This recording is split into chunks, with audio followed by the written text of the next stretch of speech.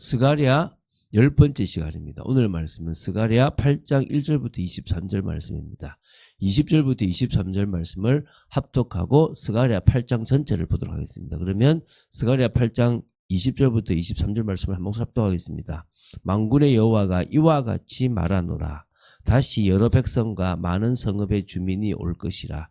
이 성읍 주민이 저 성읍에 가서 이르기를 우리가 속히 가서 만군의 여호와를 찾고 여호와께 은혜를 구하자 하면 나도 가겠노라 하겠으며, 많은 백성과 강대한 나라들이 예루살렘으로 와서 만군의 여호와를 찾고 여호와께 은혜를 구하리라. 만군의 여호와가 이와 같이 말하노라. 그날에는 말이 다른 이방 백성 10명이 유다 사람 하나의 옷자락을 잡을 것이라. 곧 잡고 말하기를 하나님이 너희와 함께 하심을 들었나니 우리가 너희와 함께 가려 하노라 하리라 하시니라. 아멘. 보십시오. 이방에 대한 이야기가 이미 구약에도 계속 나오잖아요.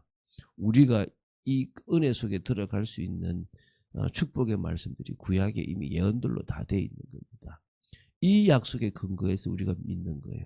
우리는 외인이고 소망도 없고 하나님하고 상관없는 자였는데 이 말씀을 통해서 하나님이 이방인인 우리를 그리스도 안으로 들어오게 하셨다는 겁니다. 얼마나 큰 은혜입니까? 오늘 이런 말씀들이 많다는 거예요.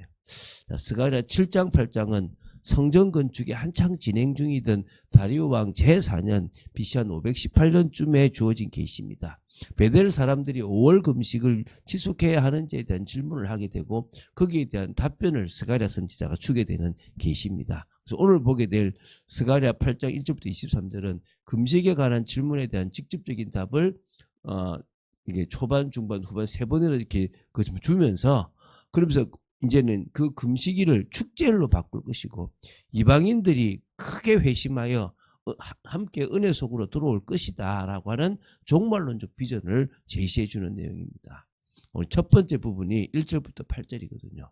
금식 관련 질문에 대한 답변의 초반부라고 보시면 됩니다. 선민들을 향해서 온전한 회복을 약속하신 그런 내용입니다. 자, 1절 볼게요. 만군의 여호와가 여호와의 말씀이 임하여 이르시되 만군의 여호와가 이같이 말하노라. 내가 시온을 위하여 크게 질투하며 그를 위하여 크게 분노함으로 질투하노라. 여호와가 이같이 말하노라. 내가 시온에 돌아와 예루살렘 가운데 거하리니 예루살렘은 진리의 성읍이라 일컫겠고 만군의 여호와의 산은 성산이라 일컫게 되리라. 지금요, 하나님께서 시온을 위하여 질투하고 분노하며 시온으로 돌아와 그 가운데 거하심으로 말미암아 시온은 진리의 성읍이 되고 시온산은 성산이 될 것이라고 하는 약속입니다. 자, 그러면은 이게 정말 중요한 축복인데, 이 시온을 위하여 질투한다라고, 질투라는 개념이 우리가 질투라 그러면 되게 뭡니까? 나쁜 걸로 돼 있어요. 왜냐하면은 이 질투의 결과적으로 사람을 죽이거나 막 악한 일을 하기 때문에 질투가 나쁜 거라고 생각돼요. 근데 질투라는 단어 자체는 사실 나쁜 게 아니에요. 뭐냐면 내가 받을 사랑, 나에게 돌아올 영광을 나는 다른 사람한테 빼앗기지 않겠다. 그 마음이 질투예요. 나는 내 것을 나에게로, 나는 내가 사랑하는 그 사람이 나에게 주기를 원하는 그것을 다른 사람이 뺏기고 싶지 않겠다는 게 질투예요. 근데 여기에 인간들은 뭐냐면 악한 감정이 들어가고 거기에 죄악까지 들어가서 그게 결국 질투라는 자체가 나쁘게끔 된 거예요. 하나님은 하나님의 것을 받으시겠다라고 하는 게 사랑입니다. 그것이 질투입니다. 그것을 남이 받는 걸 싫어하신다. 그게 질투예요. 근데 그거를 하나님은 공의로우시기 때문에 그 질투를 가장 공의롭게 징계하시는 부분이 있다는 것이지 다른 개념이 없다고 생각됩니다. 인간이 어떤 탐욕이나 소유욕과 같이 지급되는 질투와 하나님이 원래 하신 질투는 다른 겁니다. 그래서 여러분, 온유라는 단어냐 뭐 또 여러 가지 단어가 그 의미가 있는데 그걸 자꾸 놓치고 우리는 그 결과적인 현상들을 그걸로 생각하고 있거든요. 원래 그 의미가 변질됐죠. 질투라는 개념도 그렇습니다. 하나님은 시온을 위하여, 그를 위하여 하신다는 말은 하나님의 질투는 공의에서 나오는 것이기 때문에 당신뿐만 아니라 온 피조물에게 가장 유익한 그런 부분을 하시게 되어 있다는 것입니다. 그런 의미에서 결국은 선민이 바벨론에서부터 이제 귀환하게 되지만 아직은 조금 완성되지 못했지만 결국은 미래적으로 어떻게 된단 말입니까? 예루살렘은 진리의 성읍이 될 것이고 만군의 여호와의 산은 성산이 될 거라는 것입니다. 그러면서 이제 4절부터 이제 6절의 말씀은요, 예루살렘의 노인과 아이들이 넘치는 번성이 있게 될 거라는 겁니다. 그래서 4절 5절에 보면 성전 재건을 위해서 수고하는 이스라엘 백성들을 향해서 하나님의 약속인 하나님의 예루살렘 그것에 하나님께서 임재하시겠다라는 약속입니다. 그 결과 그들이 평화를 누리게 될 것이라는 겁니다. 예루살렘 길거리에 늙은 남자들, 늙은 여자들이 다시 앉게 될 것이다. 다 나이가 많음으로 저마다 손에 지팡이를 잡을 것이다라고 하는 겁니다. 장수의 복이 있는 겁니다. 소년 소녀들이 가득할 거다 이런 겁니다. 이게 뭡니까? 번성한다는 거예요. 그래서 6절의 표현은요. 어떤 말이냐면요. 이거를 안 믿는 거예요. 이렇게 한다 그러니까 그날에 야, 막 눈에 보고 야, 진짜네. 우리 그렇잖아. 야, 기적이 일어났네. 하나님께는 기이한 게 아닌데 우리는 기이한 거예요. 왜? 안 믿어지니까. 도저히 이 상황에서 이렇게 될 게 안 믿어지는데 하나님은 그 상황에서 그렇게 하시는 게 당연한 거예요. 여러분, 하나님이 하시겠다고 하면 막을 게 없습니다. 이 모든 걸 통해서 하나님은 어떻게 일하시고 어떻게 하시는지를 여러분이 봐야 될 줄로 믿습니다. 그리고 이제 그 7절 8절에서는요. 열방으로부터 선민을 구출하고 그들과 복된 관계를 재정립하실 것이다라는 약속입니다.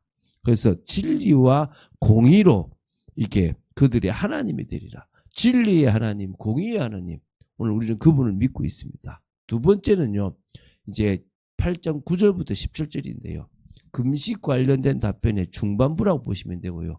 포로귀환 그 세대를 향해서 복을 주시겠다라고 보장하시고 또 성전 재건을 계속 독려하고 그리고 자신들이 신앙을 바꾸고 실천적 신앙으로 가라, 순종해라 이런 것을 촉구하는 겁니다. 이제 9절부터 13절을 먼저 보면요. 좀 내용이 많으니까 굳이 다 볼 필요 없고 빨리 넘어가겠습니다. 이 성전 재건 사업이 비록 다리오 왕의 승인으로 진행되고는 있지만 여전히 이방인들이 방해하고 또 기근이나 환경적인 어려움들이 있어서 절대 순탄치 않다는 겁니다. 그런데 이제 9절에 보면 만군의 여호와의 집 곧 성전을 건축하려고 그 지대를 쌓던 날에 있었던 선지자들의 입의 말을 이 날에 듣는 너희는 손을 견고히 할지어다. 이 뭡니까? 학개서 2장 4절의 말씀이 바로 그 성전을 건축하는 했던 선지자의 입이거든요. 스룹바벨아 스스로 굳세게 할지어다. 여호사닥의 아들 제사장 여호수아야 스스로 굳세게 할지어다. 여호와의 말이니라. 이 땅 모든 백성아 스스로 굳세게 할지어다라고 얘기한 겁니다. 이제 이래라 이 말이거든요. 그러니까 공사를 계속해 나가라. 어려움을 넘어서고 가라. 위로하는 겁니다. 여러분, 우리가 주님의 일을 하는데 이런 문제 저런 문제 옵니다. 뚫고 가라는 거예요. 괜찮다라는 거예요. 하나님이 보고 계시고 아신다는 겁니다. 지금 당장 어려움에 속지 말라는 거예요. 여러분, 지금 조금 문제 옵니까? 어려움 당합니까? 저는 지나갑니다. 이 또한 지나가리라 웃습니다. 자, 14절부터 17절입니다. 하나님께서 선민을 향하여 과거 그들의 조상들을 향해서 이 심판의 때와 달리 그들에게는 은혜를 베풀기로 작정하셨다는 겁니다. 그래서 하나님의 은혜를 받기 위한 전제 조건으로서 공의와 사랑을 실천해라는 거예요. 여러분, 정말 하나님 앞에 말씀을 지키고 서라. 이게 그 당시예요. 그리고 뭡니까? 사랑을 실천하라는 겁니다. 그럼 지금도 이래야 됩니까? 성령 안으로 들어가라. 성령께서 역사하시면 공의가 지켜지고 성령 안으로 들어가면 사랑이 됩니다. 그걸 계속 회복해라. 지금 부족한 모습, 지금 내가 세상 속에서 술 먹고 담배 피고 막 뭐 하는 거 그거 끊어야 되겠죠. 근데 못 끊습니다. 그냥 편하게 있지 말죠. 뭐요? 들어가라. 나는 주님 안으로 들어갑니다. 그러면 된다는 거예요. 그럼 어느 날 세상 것이 끊어진다는 겁니다. 이제 세 번째 부분은요. 스가랴 8장 18절부터 23절입니다. 금식 관련 답변의 후반부라고 보시면 되는데 이 선민의 금식하는 이 슬피 우는 이 날을 축제일로 바꿀 거다. 그리고 이방인들이 막 회심하고 돌아와서 같이 함께 하자라고 할 거다. 종말론적 비전이에요. 이게 지금 성취되고 있잖아요. 지금 이 시대에 얼마나 많은 이방인이 유대인들과 같이 예수를 믿습니까? 그 같이 하나님의 자녀가 됐지 않습니까? 언젠가는 이방인의 충만한 수가 들어갈 때가 올 거라는 겁니다. 18절 19절입니다. 이스라엘이 멸망하고 성전이 파괴된 것을 기념하는 이 금식일이 축제일로 변하게 될 거라는 겁니다. 자, 이게 나옵니다. 제 19절 볼게요. 만군의 여호와가 이같이 말하노라. 넷째 달의 금식과 다섯째 달의 금식과 일곱째 달의 금식과 열째 달의 금식이 변하여 유다 족속에게 기쁨과 즐거움과 희락의 절기들이 되리니 오직 너희는 진리와 화평을 사랑할지니라. 지금 금식이 하나만 있는 줄 알았잖아요. 그래도 우리가 2개까지 봤잖아요. 지금 4개나 있죠. 4월 금식은요, 예루살렘 함락된 일을 말하고요. 그때는 지키고, 5월 금식은 우리가 알다시피 예루살렘 성전이 파괴된 것을 지키고요. 7월 금식은 유다 총독 그달랴가 암살된 일을 지키는 거고요. 10월 금식은 BC 588년 10월 10일에 예루살렘이 바벨론 군대에서 포위된 그날을 기념하는 거예요. 그때 금식하는 거예요. 금식한다고 되는 건 아니지만 그 정도로 슬퍼한 겁니다. 그래서 그 슬픔을 뭐요? 기쁨으로 바꾸겠다. 즐거움으로 바꾸겠다고 말씀하셨습니다. 하나님께서 회복시켜서 진리와 화평을 사랑함으로 더 온전하게 될 것이라는 겁니다. 20절부터 23절입니다. 자, 이방인들이 자발적으로 막 역동적으로 회심하고 들어올 거라는 비전입니다. 지금 일어나고 있잖아요. 여러분, 이 말씀이 성취돼서 지금 이방인들이 막 죽기로 들어오고 있지 않습니까? 잘 보세요. 오늘 읽었으니까 다 읽지 않겠고요. 베델 사람들이 금식 관련된 질문 하나만 했는데 하나님은 자상하게도 더 깊이 많은 이야기를 하시는 분이십니다. 그리고 금식을 형식적으로 지키려고 하지 말고 정말 애통해 해라는 거예요. 하려고 그러면. 그리고 정말 그것이 하나님 앞에 믿음으로 진리와 공의의 하나님, 사랑의 하나님 앞에서 제대로 공의와 사랑 앞에 서라. 그것을 실천해 나가라. 그러면은 회복될 것이다. 우리는요, 지금 성령의 은혜 속으로 들어가서 하나님과 깊이 통해라. 그게 진짜 믿음이다. 왜 성령이냐? 우리는 예수님 믿잖아요. 근데 여전히 육신을 가지고 있잖아요. 그래서 성령의 역사 속으로 들어가면 끝나는 겁니다. 그걸 위해서 우리가 기도하고 더 복종하고 더 순종하는 겁니다. 주님이 주인 된다는 것은 내가 가만히 있는 게 아닙니다. 주님의 말씀에 내가 환경적으로 맞지 않아도 순종하고 따라가는 거예요. 복종이라 그러죠. 그게 우리가 하는 겁니다. 우리가 소금의 역할을 감당해라고 주님 말씀하셨잖아요. 그거 감당하면 돼. 그 우리 주어진 현장 보면 돼요. 보고 있거든요, 저는. 계속 그 얘기요. 제가 어제 저 방송통신대 가갖고도 얘기했어요. 이 현장을 바라고.